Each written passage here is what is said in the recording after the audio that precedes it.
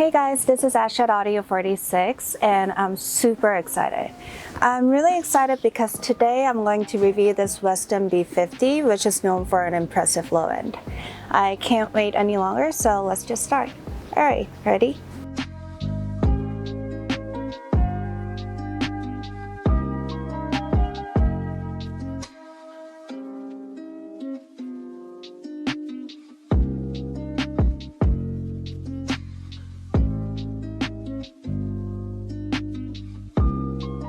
Westone B50 comes with the B50 earphones, carrying case, 2 cables, silver-plated copper cable and Bluetooth cable, a cleaning tool, 2 sets of face plates, and 10 pairs of ear tips.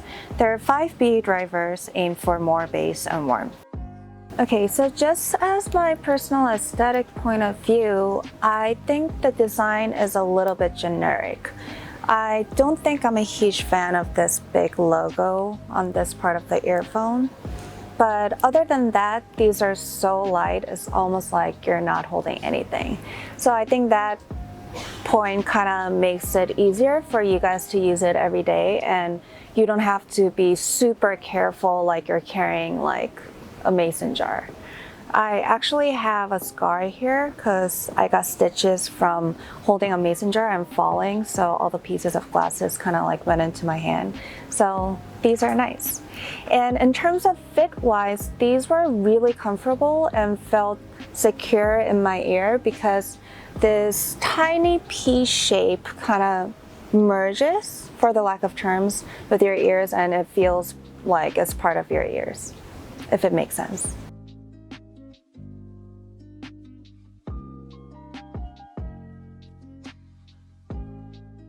Guys, I seriously think I found my low-end soulmate, if soulmate even exists.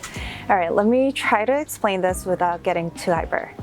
Okay, so the low-end on B50 was just so amazing and it was like perfect, at least to me. It had a great oomph, fat, rich, warm, balanced, colored. I said colored already, right?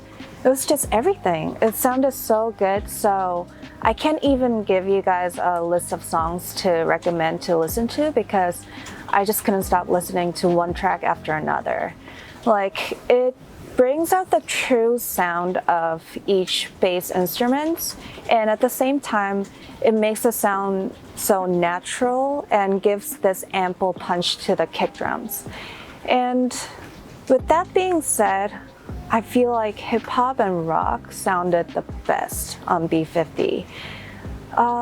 Since I can't give you a specific list of songs because I pretty much listened to like every song that I had on my playlist, if you type Flea slap bass on YouTube, among other great solo videos of him, I think it's on the first on the list. He teaches how to play slap bass, and even that simple sound, it sounded so great and amazing.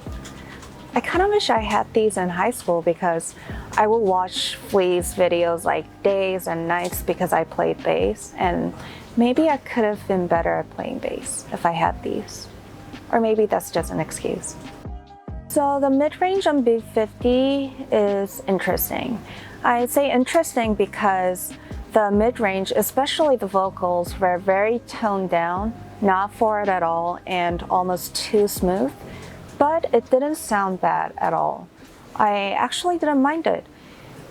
But except when it came to punk rock, because you know that example that I gave you about Sum 41 Fat Lip song and the mashed potato? I kind of felt that on B50. But other than that, other genres like pop and jazz especially, it sounded great because the smoothness really gives this weighty tone to it. And the instruments in general sounded concrete, and it gives you this sense of dynamic feeling. Okay, well, I'm just gonna say it. I absolutely love the low end on B50, but I didn't like the high end. I wish I did, but the high end on B50 was kinda tad bit too light and bright, not accurate enough, and it sounded rolled off to me, at least. For example, you know that song Friend Like Me from Aladdin? The instruments sounded slightly sluggish, and with that combined with the really smooth toned down vocals, didn't give me the best outcome of the sound. And especially that part where the high-pitched trumpet kicks in, it's supposed to give you this satisfying feeling, but on these, I didn't really get that feeling.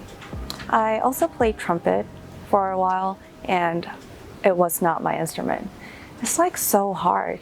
So any of you guys who play trumpet, good for you. But anyway, so another example is when it comes to classical tracks, I listened to Vivaldi's Spring.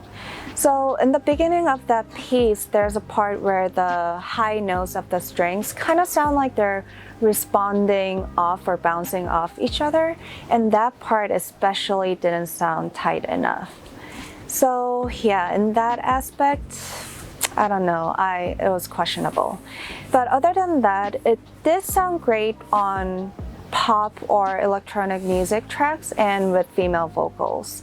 So it is good for, you know, general genres, but I do have to say again that the bass and the low end definitely stole the show here. It's not the most spacious soundstage I've heard, but the soundstage on B50 has this great precision that creates this holographic feel, and it's definitely got some nice sense of depth and it's colorful. One thing is though, personally, I felt like it was a little too narrow and cramped. My final thoughts. Okay. This is a really hard one for me because I absolutely love the low end on B50 and it sounded perfect and amazing on pretty much all genres, like you name it, pop, rock, hip hop, jazz, blues, classical, what am I missing? Like everything, it was consistently solid and good.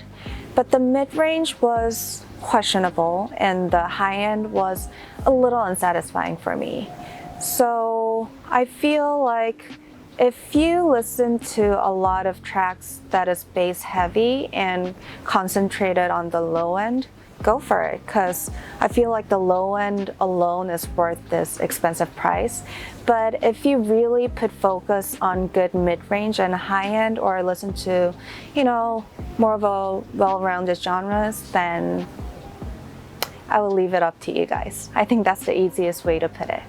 Okay guys, that was it for today. I hope you guys enjoyed my review today, and I'll see you guys soon.